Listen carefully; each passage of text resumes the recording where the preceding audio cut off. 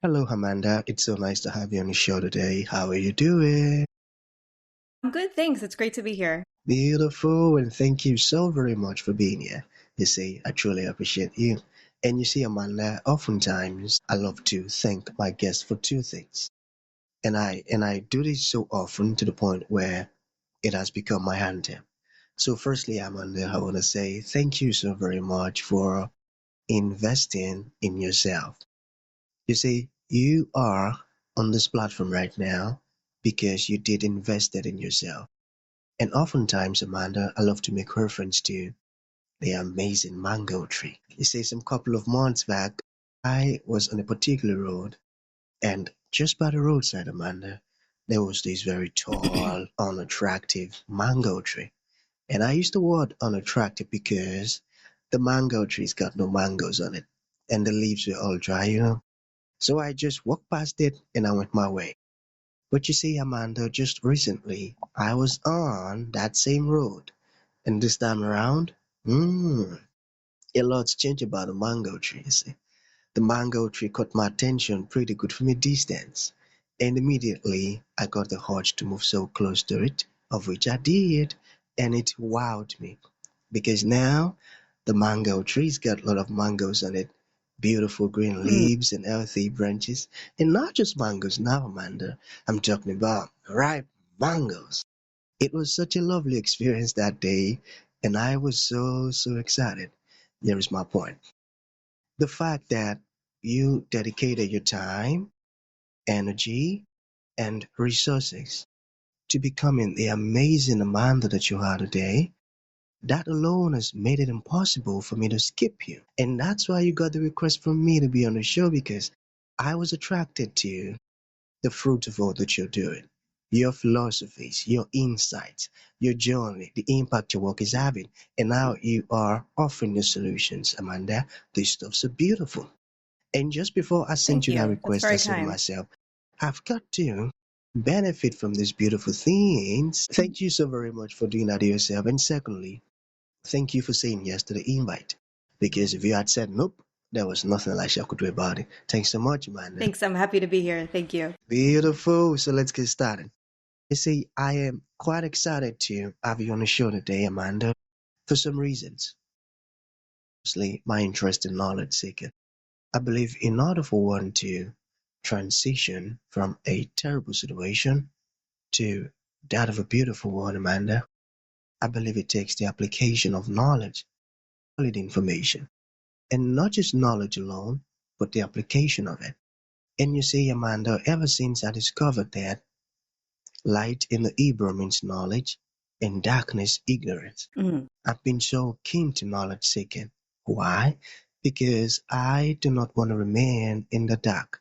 So that's going to make our conversation today very important to me and even to the listeners. And the second reason why I'm excited to have the incredible Amanda on the show is for the sake of the audience. You see, Amanda, we live in an age where information is as abundant as grains of sand. We've got lots of information flying out there. So these folks trust me for quality, eye-opening, and very important information, of which I am totally convinced, Amanda, that our conversation is going to be insightful mm. and impactful. So for that reason, let's get started with your introduction. Okay, Amanda, over to you. Okay, great. It's nice to meet everybody. So, my name is Amanda Landis, and I'm a psychologist in the United States. And I wrote a book recently, self published on Amazon, and it's called I'm Almost Okay. And the book is about my experiences personally, mostly personally, and a little bit professionally too, about a struggle that I had. My dad was diagnosed with a rare and aggressive form of brain cancer in 2014. And so, my book really chronicles what my life was like with my dad before, during, and after he ultimately passed away from brain cancer. I'm sorry. Yeah, it was a really hard time for me and my family. And one of the things that I learned from the experience is that life doesn't stop just because something bad is happening, which I mean, it opens a door for lots of like good things to happen, but it also the bad things don't stop either. You don't get to take a break from the other aspects of your life that are challenging and say, all right, well, I'm going to put all of these things on the side right now, and I'm just going to like focus on this one hard thing. So like a lot of times we have to cope with many things at once. And for me, it was in the process of, while my dad was sick, I was struggling with fertility issues. I had a miscarriage, and I ultimately ended up getting divorced from my first husband because of all of the stress, all of the culmination of everything. What was important to me to communicate with people in this book, and why I wrote it, I didn't want it to be just like a sad, feel bad for me kind of story. I wanted to write it to let people see that there can be good on the other side of the hard, and that the choices that we make while we're going through challenging situations really set us up for the life that we can have after them.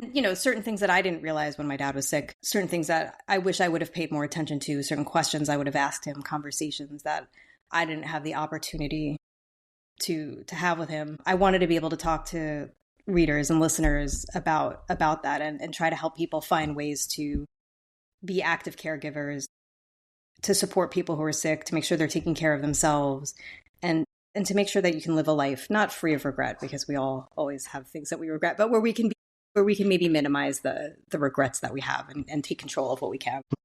That's a beautiful one, and thank you for the amazing stuff you're doing. So you mentioned being a psychologist. So how did you get interested in psychology?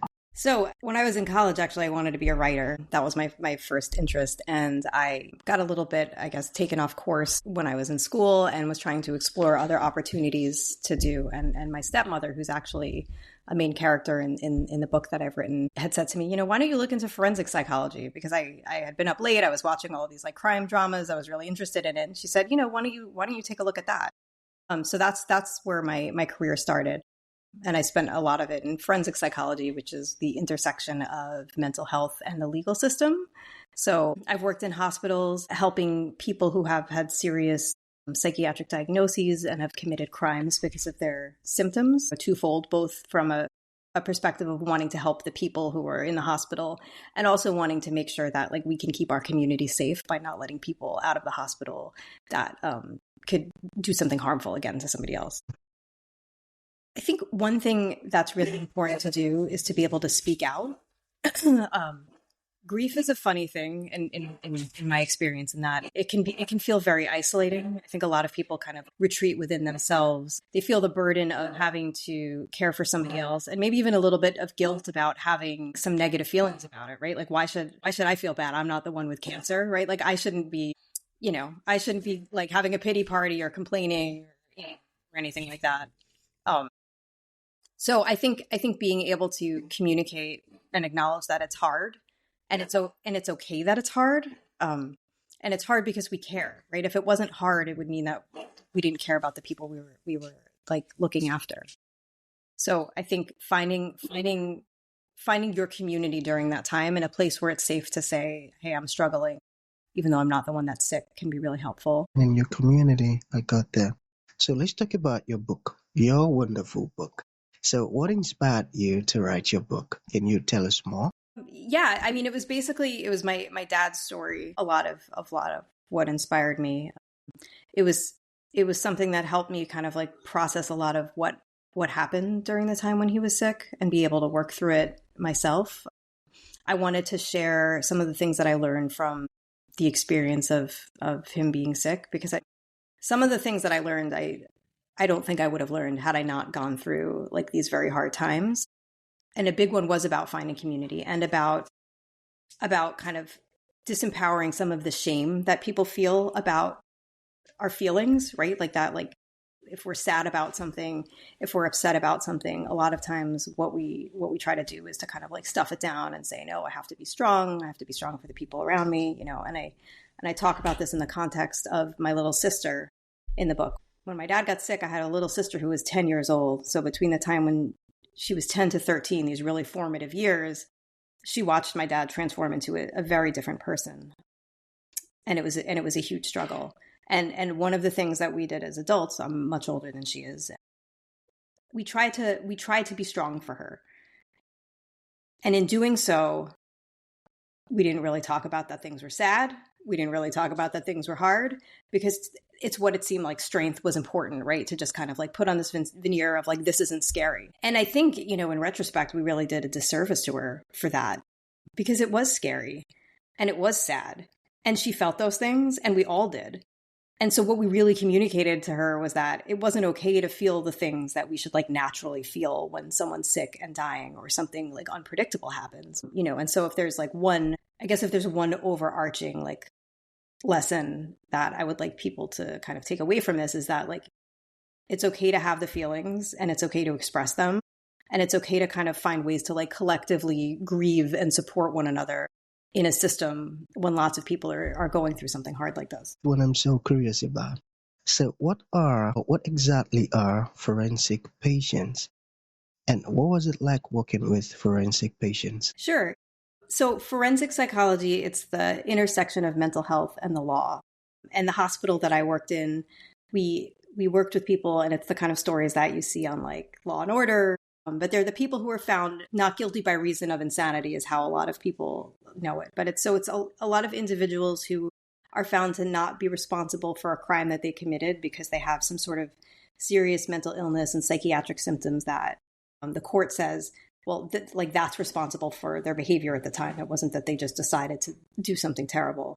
So instead of going to prison, they go to a hospital instead for treatment, with the idea of reducing risk, of saying that this person has to stay in the hospital until, the clinicians, the courts determine that they're no longer dangerously mentally ill and then can go to a step-down hospital. So that's kind of generally what forensic psychology is. And I worked in an inpatient hospital doing that for about 10 years. And I never really know what to say when people ask me what it was like to work there. I loved working there. I have a lot of really terrible stories that I certainly will not share. But one of the things that I say is that we had really good barbecues, which is a weird answer, I know. But when I was there, I ran a unit of patients, and my goal in therapy was to try to do the kind of like life things that actually helped people feel good. The patients on my unit, we had groups, so many groups where they talked about their symptoms, they talked about their crimes, they talked about their trauma histories, all of these things. And one of the things that became apparent to me is that we can't get better if all we do is spend all of our time talking about the worst things that have ever happened to us.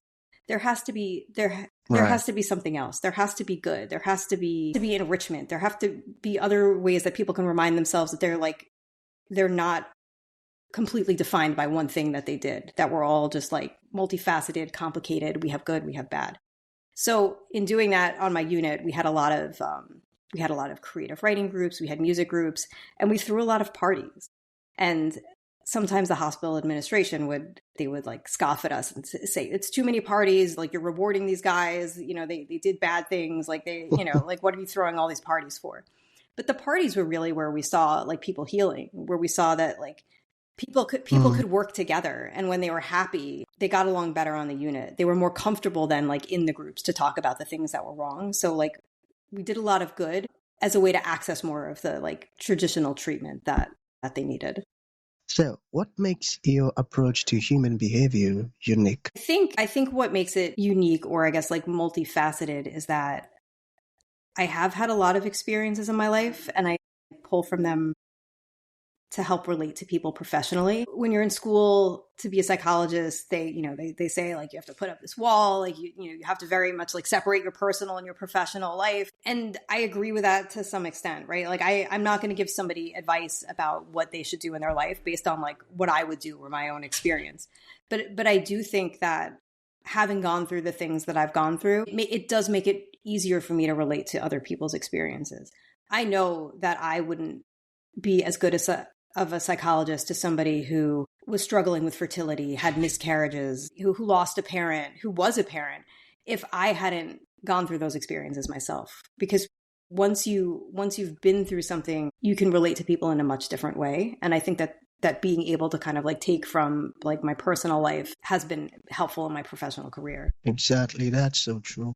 The path that you've gone through, you can easily relate with others who are also on that same path. I got that. So we have two more to go. Sure. All right. So you used the word fertility just now. Mm-hmm. So what advice do you have for people struggling with fertility? My advice for fertility, it's pretty similar to my advice for people coping with grief, and there's a lot of that tied up in it. Is that um, don't isolate yourself. Make sure that you're talking to people. Make sure that you have partners or communities or networks that you can rely on. Because I think in particular, there's a lot of shame around struggles in getting pregnant, struggles in losing pregnancies, and we're not prepared for it. Nobody tells us that, right? When we're in school, they say like, if you have sex, you're going to get pregnant the first time, right? Like people like it's very simple how they talk about it, and in reality, that's not what happens for a majority of women. And I think we can feel badly about it, and it's another scenario that can feel very isolating, because I think even when women are going through it with partners, it's a much different experience if something is physically happening to your body versus if you're kind of like adjacent to someone. So my advice would be to women would be to find a community of people who can relate to what you've gone through. And my advice to the supporters, the partners of people struggling, is to really listen to them, and to hear them, and to also to find a way to acknowledge that you're going through the same thing, but you're not going through it in the same way, and it's going to feel different to each of you. They're going through the same thing, but not in the same way. I got that. So finally, what do you want listeners to take away from your voice and message? I would like people to take away that even with all of the bad, there's always good out there, and there's another side to even the worst situations. Sometimes these like mountains that we climb, it seems like they're never ending, and we can't imagine what it would be like to have things be easy. But things do get easier, and there's always a way there, and it's just a matter of kind of like sticking it out and finding the way. And one of the things that was important to my dad throughout his sickness and his career as a tennis coach, and to me as a person, is being able to find the good, and to be able to say, like, no matter what, even on the worst day, you can find something good. And it doesn't have to be like the best thing, but even on the worst day, even on the day that my dad died, which was a horrible day, I can still tell you how pretty the sky looked that day, or I can still, tell you how peaceful it was to sit in a car and drive quietly, right? So like looking for those things kind of trains our brains, and it actually makes it easier to get through the harder times if we can do that. So to bring this to an end, Amanda, for folks who like to reach out to you, learn more about the wonderful stuff you're doing, or make a purchase of your wonderful book, or they want to ask questions or they need your service, how can that be possible? Sure. So my book is available on Amazon. It's in hardcover, ebook, and paperback right now. It's called I'm Almost Okay: Navigating the Grief of Parental Loss, Miscarriage, and Divorce. And you can find it on Amazon. It actually officially went live today, so it's there and out in the world. If people are looking to contact me, you can find me on Instagram at Amanda E. Landis. You can also reach out to me via email at amanda@imalmostokay.com. And I'm happy to anybody. Beautiful. So that's going to be the end of the show, Amanda. Thank you for coming. Thank you so much. And thank you for sharing this beautiful stuff with us. It means a whole lot. Thank you. Thank you. It's been great talking to you.